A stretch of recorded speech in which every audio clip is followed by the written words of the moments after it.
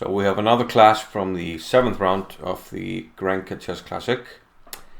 And this one was between MVL, Maxime Vachier-Lagrave with white pieces against Fabiano Caruana with black. And they were the joint leaders before this round, along with Nikita Vityugov. Vityugov drew against Aronian, and that allowed Magnus Carlsen to catch up with Vityugov. So we would have a 4-way tie if this game was drawn. However, we did have a winner. So after 7 rounds we have a clear leader in the tournament. So let's have a look. MVL had the white pieces and he opened with c4, the English opening. I guess he didn't want to test the Petrov with e4. e5 by Caruana, so standard English opening. All of the 4 knights go out. And of course this is sort of a Sicilian reversed. So I can go g3 here, which is the most common, or even e3. And MVL goes for g3, bishop to b4. So sort of a Grosso Limo Sicilian with colors reversed in a way. Castles, and now e4 by Caruana. So we have to take a decision with this knight, and MVL decides to go with the knight to g5. And now bishop takes c3. And there are several high level games in this one. B takes c3. Rook e8 is the most common move. And here queen c2 was played, but back in the day they used to debate f3 here, and there were several games by Karpov and Kasparov where e3 was played with interesting positions. So Kasparov-Karpov actually, to be precise. So d takes e3 and d3 is an option here with interesting strategical play. But queen c2 was played here by MVL. So trying to win this pawn, but black is having none of that, and he plays d5, protecting the pawn. Queen protects, so 3 attackers, 3 defenders, that's good for black. And now d3. Curiously, this had happened in a game that Lagrave played against Levon Aronian back in 2008. So I'm guessing MVL knew some things about this line. Bishop to f5. But here I think he deviated from what Van Velde did. Van Velde played rook to b1, but MVL went with bishop to f4. Here play becomes a bit forcing because Caruana goes for h6. Knight takes on e4, and knight takes e4. So if we have a trade here, material is equal, e2 will hang, c7 will hang. Black will have a slightly better pawn structure, but white will have the better minor piece. But with a dented pawn structure, that remains a debate, as the knight can often get an outpost. But MVL goes for queen b2. He doesn't have to take this knight just yet because it's pinned. If you move it, you lose the queen. So he doesn't have to take yet. So first he plays queen b2, now b6. Natural move to defend the pawn. And now rook fd1. I think taking here was definitely an option as well. But rook after d1 was played. If he had taken on c7, something like queen c5 or queen d7, unpinning, and then we have an exchange on e4. Should be around equal. Queen c5 anyway here in this position. Now black is unpinned, so white has to regain his piece. D takes e4 and bishop takes e4. Now MVL decides to keep the bishop to f1. The trade most likely is not going to be good here for black. Taking here is risky. Black always gets compensation, a good knight coming to c4. There are also some options of swinging over to the queen side where the light squares are weakened, and yeah, black will always have his fair share of play here. So MVL decides to keep the bishop pair, bishop to f1. Rook e7. Black now feels that he must defend this pawn finally. a4 by white. I think it's safe to say that this should be like a dynamically balanced position. Rook a to e8.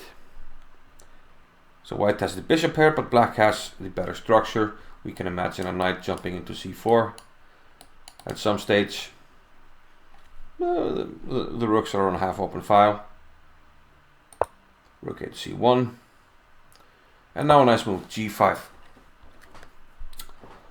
Limiting the activity of the white pieces, especially the bishop. And now bishop d2 was played by MVL. There's a funny line here, bishop e3, queen f5. Let's say you want to start to open things up, maybe get rid of the weakness, open this diagonal. Knight e5 is a cool move. And if you're not careful, let's say bishop d4, just to show the dangers in the position. Knight to f3 is very strong here. If you don't take, there's going to be a discovered check. And if you take, then you're not going to defend this.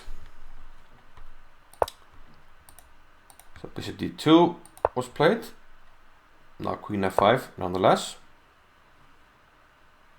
But the white is in time here with f3. But now the queen goes back to c5. Check to the king. We have to move, and now bishop to d5. And now black is better. We already have a threat of maybe taking on e2 when the diagonal becomes super dangerous. And white has to deal with this. There's also ideas of g4 opening up. So MVL decides to play bishop e1. This defends e2. But now bishop c4, adding another attacker to e2. Here MVL goes for a tactical solution. He plays e4. Now this does hang the bishop, which Caruana takes. But bishop f2 attacks the queen, assassin Zouk, and then you take the bishop. However, black is getting fairly cozy now on the light squares. There's a lot of light square weaknesses. We can plant a knight here. We can jump here, play g4. There's a square here, this is weak. And the king is on this diagonal, white squared diagonal. So things have gone horribly wrong here for white, in just a matter of moves. It's hard to pinpoint really. Probably black was slightly better at the start, and somehow we just saw like suboptimal move after suboptimal move, and it all built up, and now Caruana is just much better. Knight to e5, we have this annoying threat here, although white can always play queen a1, so it's not really a threat. But it's looming, this d3 square, bishop d4, and now g4, this diagonal that we talked about earlier. Caruana tries to open it up and he succeeds. White has to do something, either f4 or f takes g4.